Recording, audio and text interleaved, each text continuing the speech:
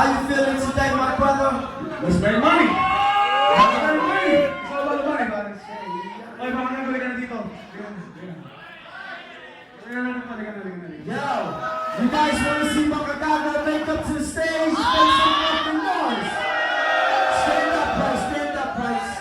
Let's get this. Let's get this off. Let me get one of these big fellas up here. Shaq, come up here with me real quick. These two guys are big, just in case, you know what I mean? Yo. Dapat tingnan mo ako, Mike. Yeah, it's all good, just to be safe. Kailangan pa natin na maihatid to sa March 9. Alright, yung mga tanong, nasa isang microphone.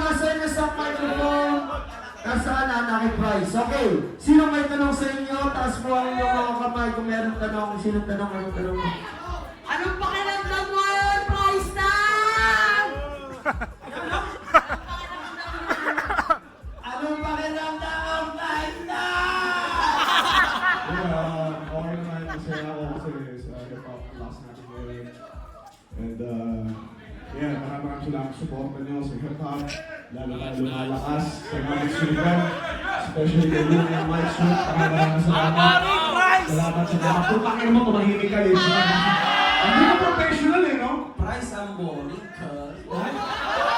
Pare ka mo muna. Tatawag siya sa akin. Hey!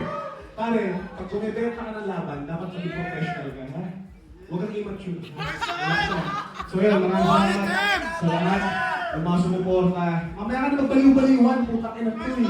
Relax ka lang. Salamat sa lahat ng sumuporta. March 9, bumili kayo ng ticket. Manood kayo, masaksiyan nyo, witness the greatness ni Makagago.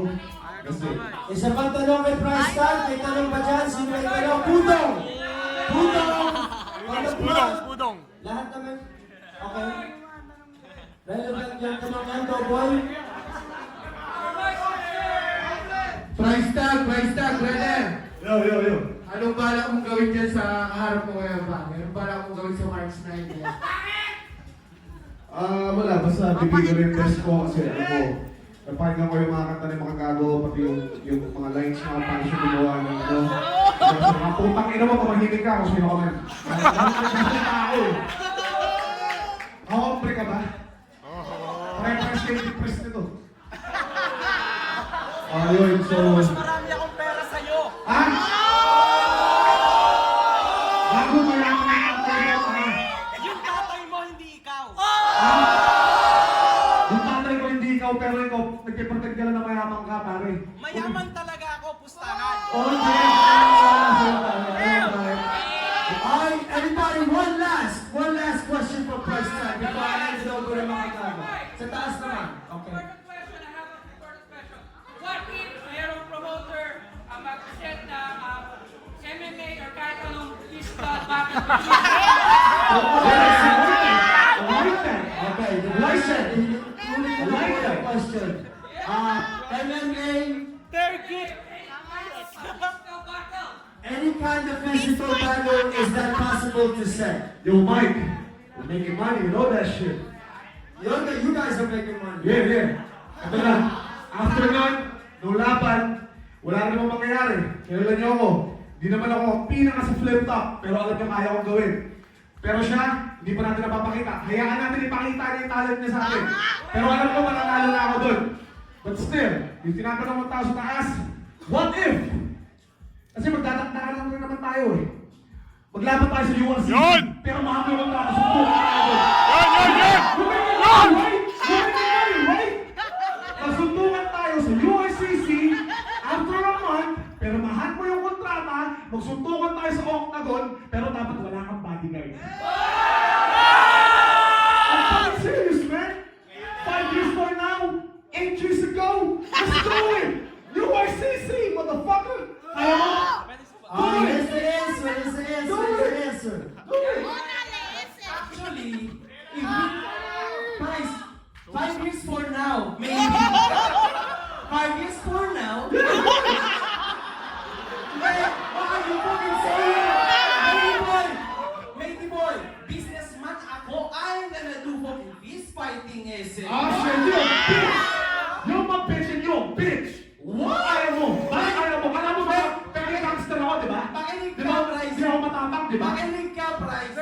Di ba? I told you. Sign the fucking contract, motherfucker! I fucking told You you. gay ass motherfucker! Subukan tayo! Fist fight! May gloves!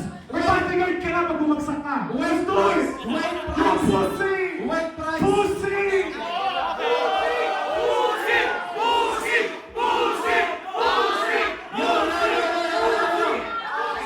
Actually, sinabi ko kay Price na he's gonna fucking, I'm a fucking till he fucking loves me. That's why, that's my fucking bitch now. He's loving me now, is. Alright. Let's get some questions. Fuck you, girl. Okay. Anybody got a question? Any question? Let's hear. Wait, hold on. Let me introduce this guy properly.